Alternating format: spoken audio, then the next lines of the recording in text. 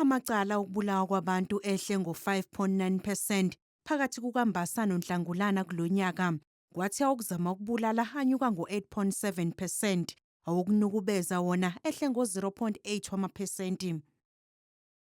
The South African Police Service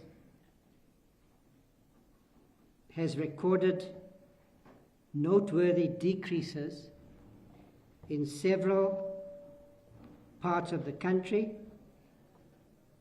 and with respect to some of the most serious contact crimes. Murder has declined. Nakuba izigameko zokubulawa kwabantu zehlile, kepha izibalo zikhomba ukuthi kwenyukile ukubulawa kwabantu esifundazweni Eastern Cape nase-Western Cape.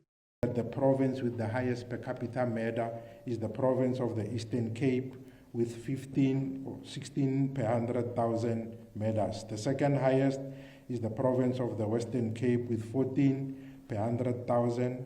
The third highest province is the province of KwaZulu-Natal with 10 per 100,000. Then Gauteng is at 7 per 100,000. Ngokwezibalo behlile ubugebengu obuyamelene nokudunwa kwezimoto, ukubanjwa kwenkunzi kanye nokuphangwa kwezimoto zemali. Kepha buyakhathaza ubugebengu obudlondlobalayo bokukhokhiswa kwabantu nosomabhizinisi imali yokuvikelwa nokumbiwa kwegolide ngokungemthetho. The violence related to illegal mining, construction mafias, cartels disturbing the delivery of water, extortion-related crime. These are some of the patterns of crime that we're beginning to see take root in our society, and we're trying to find solutions.